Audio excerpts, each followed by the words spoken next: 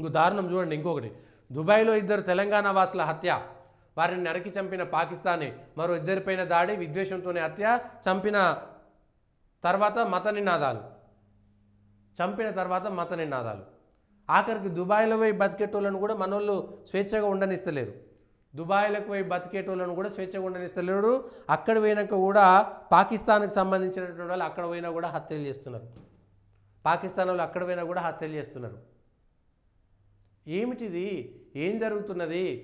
పాకిస్తానోడు అందులో ఉన్న ప్రతి పౌరుడు ఉగ్రవాదితో సమానమని చెప్పడానికి ఇంతకంటే ఇంకేం కావాలని నిదర్శనం? భారతదేశం మీద అణువణువున విషం పెంచుకున్నారు. మనమేం పాకిస్తాన్ మీద ప్రతి ఒక్కరిని చంపాలని మనం చెప్పట్లేదే. నీ జాగాలో నువ్వు ఉండరబోయి, నువ్వు దేశం నువ్వు తీసుకున్నావు, నా జాగాలో నేనుండు, మనుషుల్లాగా బతుకుతామన్నావు.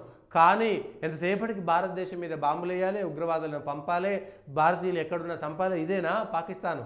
ఇవాళ పాకిస్తాన్ జిందాబాద్, నేను పాకిస్తాన్ని ప్రేమిస్తా అనేటువంటి వాళ్ళు సమాధానం చెప్పాల్సినటువంటి అవసరం ఉంది. ప్రజలారా ఒకసారి అర్థం చేసుకోండి. ఎవరు విద్వేషాలు రెచ్చగొడుతున్నారు ఈ ప్రపంచంలో? ఎవరు విద్వేషంతో బ్రతుకుతున్నారు? ఎవరు సమన్వయంతో బ్రతుకుతున్నారు? ఎవరు శాంతి సందేశంతో బ్రతుకుతున్నారో ఒక్కసారి అర్థం చేసుకోండి.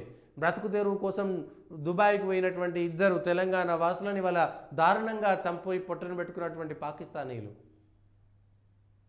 ఇవాళ ప్రపంచ దేశాలన్నీ పాకిస్తాన్ని పూర్తి స్థాయిగా ఎలివేట్ వాళ్ళని మొత్తము ఎలిమినేషన్ చేయాలి. అసలు ఎవడు మేము మా దేశానికి పాకిస్తాన్ రావద్దనేటువంటి విషయం చెప్పాలి.